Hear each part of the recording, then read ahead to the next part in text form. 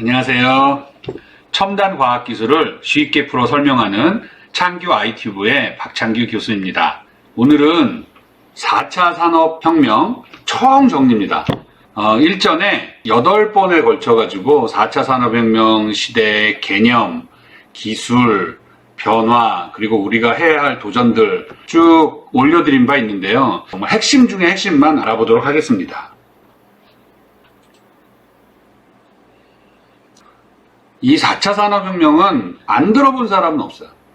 그런데 사실 만나보면 4차 산업혁명이 무엇인지 아직도 정확히 아는 사람들은 그렇게 많지 않습니다. 어떤 사람은 인공지능이다라고 얘기하고 어떤 사람은 빅데이터라고 얘기하기도 하고, 이 4차 산업혁명을 기술로 정의하기가 참 어려워요. 왜냐하면 우리가 얘기하는 이러한 기술들은 대부분 1950년대, 60년대 그리고 3차 산업혁명, 디지털 혁명을 거치면서 다 있던 기술들이고, 또 어떤 분들은 초연결, 초융합 이런 얘기를 하는데, 사실 이 초라는 것은 형용사잖아요.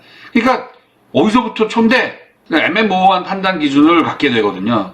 그래서 오늘은 제가 이 4차 산업혁명이란 이런 것이다 라고 꼭 설명을 드리고 싶습니다. 자, 제가 이 기계라는 용어를 좀 사용해가지고 4차 산업혁명을 명확하게 정의해보고 싶어요. 저는 옷으로 좀 비유를 들어서 설명을 드릴 텐데요. 자, 산업혁명 이전에 수천 년 동안 인류가 살면서 누가 옷을 만들었죠? 집집마다, 가정마다 만들었습니다. 주로 엄마가 많이 만들었죠. 그런데 1차 산업혁명이 딱 일어나니까 사람의 노동력을 기계가 대신하기 시작을 했죠. 파워, 동력이라는 개념이 나오기 시작하고, 그래서 기계가 옷을 만들어주는 시대, 이것이 바로 1차 산업혁명 시대입니다. 그런데 2차 산업혁명이 딱 일어나니까 어떤 일이 생기냐면 그 기계에 뭐가 연결됐죠? 전기 에너지가 연결됐습니다. 이 전기기가 대량 생산을 하면서부터 보세요. 한 공장에서 대량으로 만들어진 물건들이나 재화가 TV나 라디오를 통해서 소개가 되고 전 세계의 운송망을 통해서 공급이 되는, 그야말로 기성품 사회에 우리가 진입하게 됩니다. 이것을 우리가 2차 산업혁명이라고 얘기합니다. 그러면 3차 산업혁명은 뭐죠? 그 기계, 전기 에너지가 공급된 기계 하나가 더 연결이 되기 시작하는데, 그것이 바로 뭐죠? 컴퓨터, 인터넷, 이러한 것들이 연결되기 시작을 해요. 이 자동화 기계가 옷을 빠르고 정확하게 만들어내는 그러한 시기를 우리는 3차 산업혁명이라고 합니다. 그런데 4차 산업혁명은 도대체 뭐죠? 어떤 기계가 옷을 만들까요? 거기에 핵심이 있습니다. 바로 제 주장, 제가 얘기하고자 하는 것은 바로 엄마 기계의 등장이 곧 4차 산업혁명이다, 이렇게 얘기를 하고 있습니다. 그러면 엄마 기계? 이게 사람이 로봇으로 바뀌고 이런 얘기가 아니고요. 여기서 말하는 기계라는 거는 어떤 시스템, 장치, 소프트웨어 이런 것들을 통칭하는 말입니다. 자, 그러면 우리가 다시 산업혁명 이전에 엄마가 옷을 만드는 방식을 좀 생각해 볼 필요가 있어요. 엄마가 과거에 옷을 어떻게 만들까요? 미리 만들어 놓고 골라가라고 할까요? 그렇지 않습니다. 엄마는 옷을 어떻게 만드냐면 그 수요자가 필요한 시기에 그 수요자의 어떤 정확한 니즈와 상황들을 분석을 해갖고 이 옷을 입고 누굴 만나는지, 무슨 활동을 하는지, 체형은 어떤지, 또 어떤 색상을 좋아하는지, 모든 이런 것들을 어머니는 분석하거든요. 그거에 맞는 최적화된, 즉 수요자의 최적화된 옷을 만들어주는 것이 바로 엄마라는 것의 총칭이에요. 그런데 이것이 기계가 된다는 말은 뭐죠? 엄마처럼 옷을 만들어주는 시스템, 장치, 소프트웨어가 등장을 한다는, 바로 이 시대를 우리는 4차 산업혁명이라고 얘기하고 디지털 전환이라고 얘기하는 것입니다. 디지털 전환에 대해서는 다른 동영상에서 제가 자세히 설명을 드릴 테니까 참고하시고요. 나 대신 운전을 해주는 어떤 인공지능 로봇, 자동차 이런 것들이 있다면 그것이 운전기사 기계예요. 무인자율주행차가 바로 그것입니다. 나의 쇼핑 스타일을 알아가지고 쇼핑을 도와주는 인공지능 쇼핑 도우미 기계입니다. 이렇게 사회 각 분야 모든 영역에서 엄마처럼 상황을 인식해서 무언가를 사람 대신에 해주는 시스템, 장치, 소프트웨어의 등장이 바로 4차 산업혁명이라고 얘기할 수 있는 거예요. 그래서 전문가 기계의 시대다, 이렇게 얘기할 수가 있습니다. 여기 핵심 키워드가 있는데, 엄마가 수요자의 무엇을 살펴서 최적화된 옷을 만들어준다 그랬죠? 예, 그것이 상황이라고 그랬잖아요. 그것을 상황, 맥락, 환경 이렇게 얘기할 수 있어요. 그것을 영어로는 컨텍스트라고 합니다. 이 컨텍스트가 원래 산업혁명 이전에 있었죠. 엄마가 자녀들의 컨텍스트를 늘 살폈어요. 그러나 기성품 사회가 되고 대량으로 만들어 놓고 공급해주는 이 산업화 사회가 접어들면서 이 컨텍스트는 슬그머니 자취를 감춥니다. 왜? 대중, 매스를 위한 것들을 지향하게 되거든요. 그런데 4차 산업혁명 시대에는 AI라든가 빅데이터라든가 사물인터넷이라든가 블록체인 이런 기술들을 다 동원을 해가지고 이 컨텍스트를 알아내고 컨텍스트에 맞는 대응을 하는 그러한 시스템으로 전환되고 있습니다. 모든 기술이 이 컨텍스트를 향해 있어요. 그래서 제가 말씀드린 적 있죠? 맛있는 김치찌개를 끓여내는 것도 중요하지만 뭐가 더 중요하다고요? 그 사람이 어떤 김치찌개를 좋아하는지 알아내서 그가 좋아하는 김치찌개를 내어놓는 것은 더 중요하다. 이게 뭐예요? 제 책 제목인 콘텐츠가 왕이라면 컨텍스트는 신이다. 이러한 뜻입니다. 참고하세요. 그래서 3차 산업혁명과 4차 산업혁명을 이렇게 명확하게 구별해 볼 수 있어요.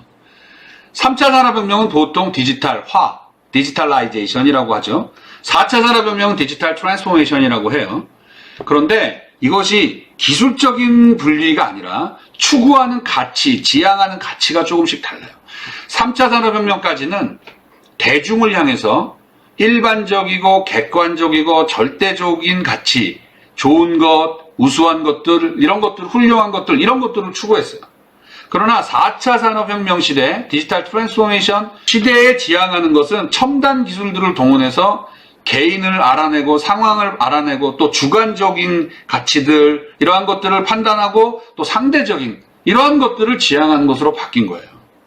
그래서 사실은 3차와 4차를 구별하는 것은 인공지능이다, 초연결이다 이런 게 아니라 지향하는 가치, 목적 이런 것들의 변화가 훨씬 더 강조되고 중요하다고 여겨지는 것들입니다.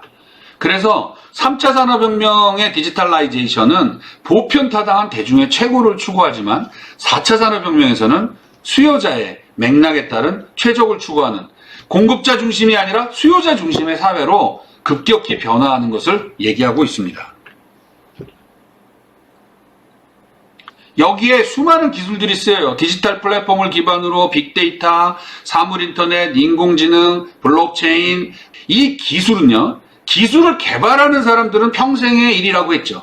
그러나 우리가 이 기술을 갖다 쓰는 사람들은 마치 무선통신 기술을 몰라도 와이파이를 사용하는데 전혀 문제가 없는 것처럼 이러한 기술들은 사용하는데 그렇게 어렵지 않다. 다만 이러한 기술들을 사용할 때 우리가 용도만 정확히 알면 4차 산업혁명 시대에 정말 좋은 활용자가 될 수 있다고 제가 말씀드린 바 있습니다. 이것을 명심하세요. 기술이 어려워서 4차 산업혁명을 못하겠다? 예, 이거 틀린 말입니다. 자, 그러면 산업혁명의 변화에 대해서 한번 알아보도록 하겠습니다. 자, 수작업 시대를 거쳐서 대량 생산, 대량 맞춤, 그리고 개인화 생산으로 이렇게 변화되고 있다는 것은 산업혁명을 조금 들어본 사람들은 누구나 다 아는 얘기인데요. 조금 더 깊이 있게 들어가 보도록 하겠습니다. 여기서 X축은 버라이어티, 다양성이죠. Y축은 프로덕트 볼륨, 즉 생산성, 효율성입니다. 자, 그러면 이 시대적인 흐름을 따라서 생산성과 다양성이 어떻게 달라지고 있는지 한번 따라가 보시기 바랍니다. 자, 우리는 지금 산업화 사회 이전에 있습니다. 산업혁명 이전이죠. 자, 옮겨보겠습니다. 자, 어떻게 되죠? 산업혁명이 일어나니까요, 생산성이 올라갑니다. 인류는 이렇게 동일했죠? 왜? 편해지고 우리가 하던 것을 이 기업, 공급자가 대신 해주기 시작하니까 동의를 했습니다. 그러나 우리가 좋은 것만 기억해서는 안 됩니다. 우리가 잃은 것이 분명히 있어요. 우리가 원래 갖고 있던 다양성을 상실했죠. 그런데 자, 인류가 진화하죠. 어떻게 해요? 이렇게 생산성도 올라가고 다양성도 올라갑니다. 그런데 불행히도 이런 일은 생기지 않습니다. 왜? 기술이 못 따라가요. 다양성도 늘리고 생산성도 더 늘리는 기술은 별로 존재하지 않습니다. 그러니까 다시 어떻게 해요? 진화를 하는데 이렇게 진화를 합니다. 뭐가 늘어나죠? 네. 우리가 잃어버렸던 다양성이 다시 증가하는 대신 우리가 구축해 놓은 정말 엄청난 생산성과 효율성을 포기해서라도 인류가 원래 갖고 있던 다양성을 회복하는 방향으로 이 세상, 이 사회가 진화하고 있어요. 그래서 마치 이렇게 다시 만나는 것처럼 그러한 첨단 기계들을 이용해서 다양성을 회복하는 그러한 방식으로 돌아가고 있는 거죠. 그리고 또한 제가 규칙의 변화에 대해서 말씀을 드렸죠. 옛날에는 세상의 규칙을 누가 정했나요?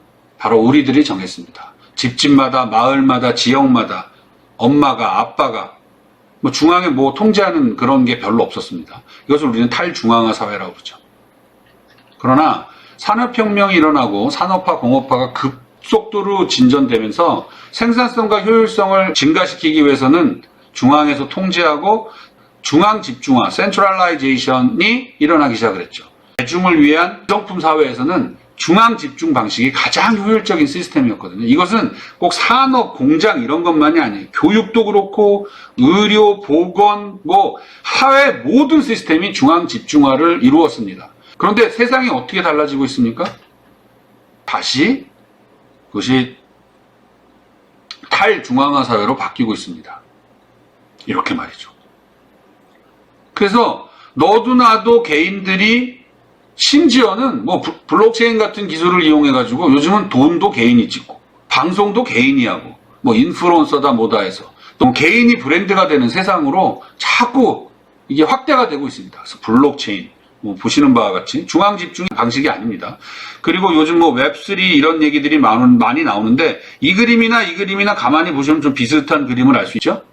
자, 오늘날 세상이 지향하는 가치는 바로 이 탈중앙화, 디센트럴라이즈드, 탈중앙화 시스템. 그걸 왜 네가 해? 내가 할 수 있는데 뭐 이러한 것들이 굉장히 중요합니다. 그래서 뭐 메타버스도 나오고 NFT 같은 것도 나오고 막 세상이 아주 급변하고 있죠. 이러한 것을 우리는 4차 산업혁명이라고 얘기하고 이러한 세상에 우리가 주인인 세상에 우리는 빨리 적응을 해야 된다고 제가 말씀드렸죠.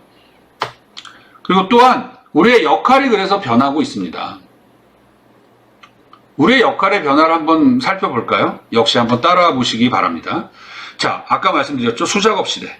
우리가 산업혁명 이전에는 하는 일이 많았어요. 디자인도 우리가 하고 메이크도 우리가 하고 엄마가 옷을 만드는 그러한 시대라고 아까 말씀드렸지 않습니까? 그런데 산업혁명이 딱 일어나고 대량 생산 시대에 접어드니까 우리가 하는 일이 누구로 넘어갔죠? 네, 기업, 공급자로 넘어갑니다. 우리는 하는 일이 없어요.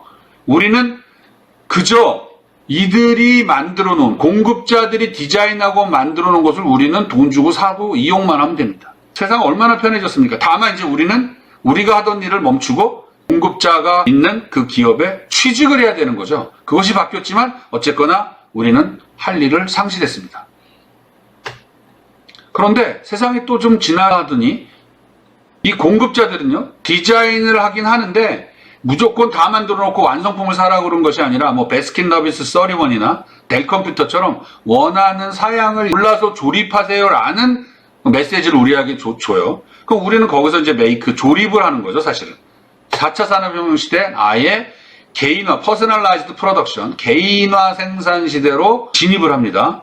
자, 가만히 보시면 산업혁명 이전에 우리가 하던 일들이 다시 회복되는 걸, 복원되는 걸 볼 수가 있습니다. 누가 디자인하고 만들죠? 네, 우리가 합니다. 기업은 뭘 하냐면 여기 가만히 보시면 우리가 하는 일을 돕습니다. 주인님이 디자인하고 메이크하는 걸 도와드릴게요. 무엇을 원하십니까? 라고 물어보는 섬기는 기업들이 등장을 하고 있다는 것입니다. 이것에 주목해 볼 필요가 있습니다. 이제는 우리가 이 시대에 바로 주인공으로 다시 재등장했다는 것을 꼭 말씀드리고 싶습니다.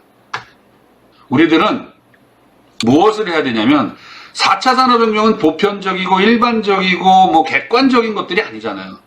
나의 컨텍스트를 살펴서 나의 4차 산업혁명은 뭐지? 이런 것들을 명확하게 정의를 내려야 돼요. 무슨 말씀인지 아시겠죠? 제가 대학 교수라면 대학 교수로서의 4차 산업혁명, 이 캠퍼스는 어떻게 달라지고 있지? 4차 산업혁명을 맞이해서 어떤 것들이 필요하지? 이러한 것들을 빨리 파악을 하셔야 됩니다. 그래서 내가 여기에 따라서 선택과 집중을 해서 나의 경쟁력을 강화하고 분석을 해서 필요하다면 더 노력을 해서 뭘 좀 더 공부도 하고 뭘 좀 역량도 갖추고 이렇게 해서 우리가 한 걸음 한 걸음 계획을 세우고 구체적으로 실행을 해야만 4차 산업혁명에 대한 현명한 대응과 도전할 수가 있는 것입니다. 제가 마지막으로 여러분들께 해드리고 싶은 얘기는요, 이런 것입니다. 우리가 3차 산업혁명 공급자 중심에 주어지는 것을 잘하면 경쟁력이 있고 살아남는 그러한 시대에서는 우리의 덕목이 근면, 성실 이런 것들이었어요. 그들이 되게 결정하면 우리는 가가지고 그들이 시키는 일 잘하고 성과를 잘 내면 됐잖아요. 그러나 지금은 이 근면과 성실만으로는 안 되는 거예요. 여기에 새로운 어떤 것들이 더해져야 되는데 바로 그러한 것들은 뭐냐면 비전, 용기, 과감, 결단, 도전 이러한 덕목들이 더해져야 합니다. 왜? 4차 산업혁명의 중심은 누구죠? 공급자, 기업 이런 것들이 아니라 바로 우리 같은 개인들이 중심인 사회, 탈중앙화 사회, 엄마 기계 같은 엄마의 역할이 중요한, 컨텍스트가 중요한 이러한 세상이란 말이에요. 이러한 정신들이 갖춰질 때 우리가 그 시대의 주인으로 거듭날 수 있는 겁니다. 바로 이것이 4차 산업혁명 시대에 우리가 해야 될 작은 혁신들입니다. 정말 결론적으로 말씀드리면 4차 산업혁명 시대에 우리 모두가 주인으로 살아가기를 바랍니다. 여러분 오늘 하루도 수고하셨고요. 오늘 강의가 여러분들에게 도움이 되셨다면 좋아요, 구독 부탁드리겠습니다. 안녕히 계세요.